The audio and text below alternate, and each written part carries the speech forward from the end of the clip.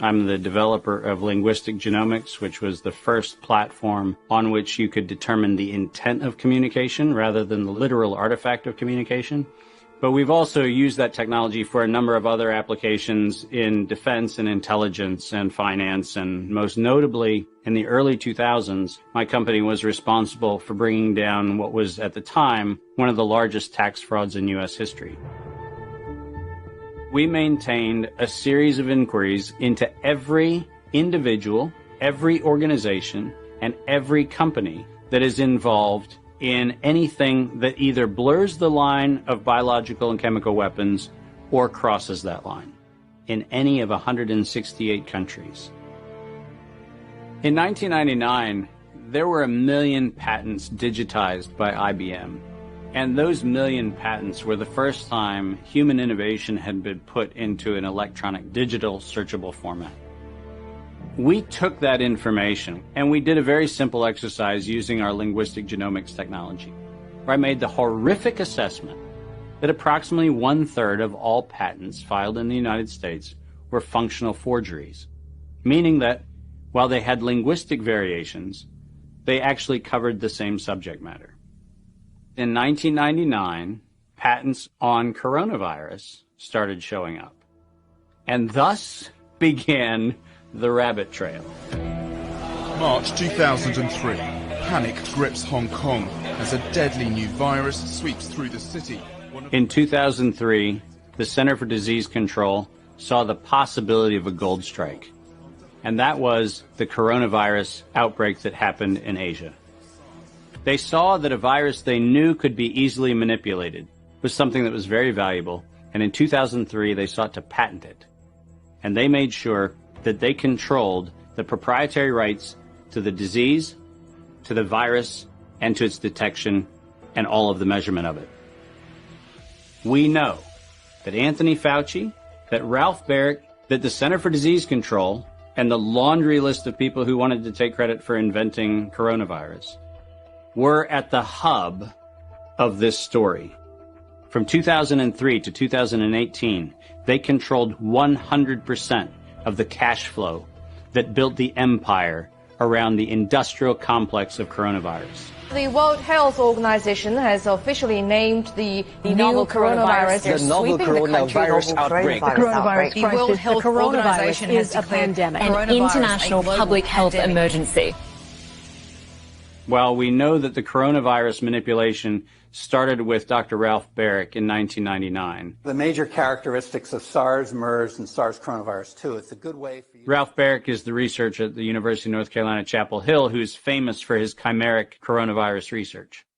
In 2002, there was a recognition that the coronavirus was seen as an exploitable mechanism for both good and ill.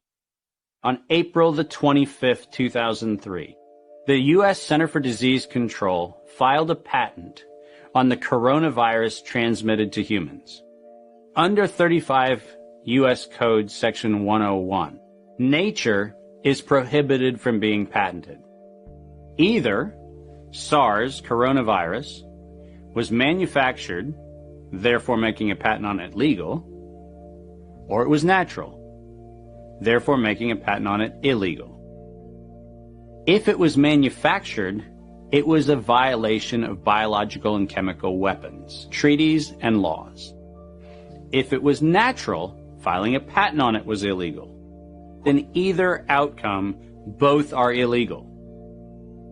In the spring of 2007, the CDC filed a petition with the Patent Office to keep their application confidential and private.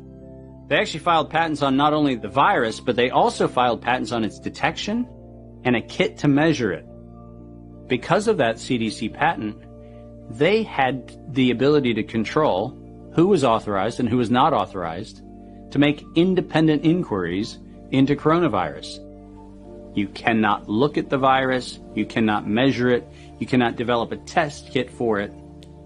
And by ultimately receiving the patents that constrained anyone from using it, they had the means, they had the motive, and most of all, they had the monetary gain from turning coronavirus from a pathogen to profit.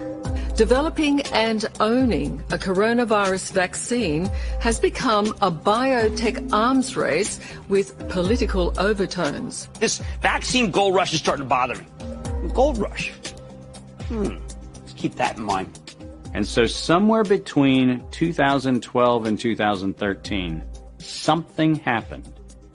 The federal funding for research that was feeding into places like Harvard, Emory, University of North Carolina, Chapel Hill, that funding suddenly became impaired by something that happened at the NIH, where the NIH got this little tiny moment of clarity and said, I think something we're doing is wrong.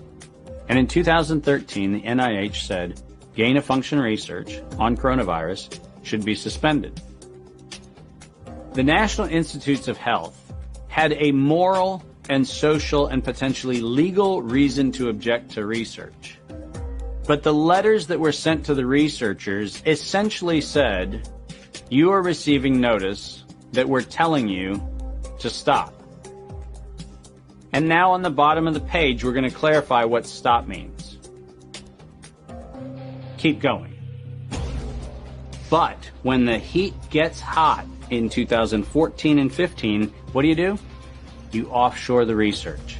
You fund the Wuhan Institute of Virology to do the stuff that sounds like it's getting a little edgy with respect to its morality and legality. But do you do it straight way? No.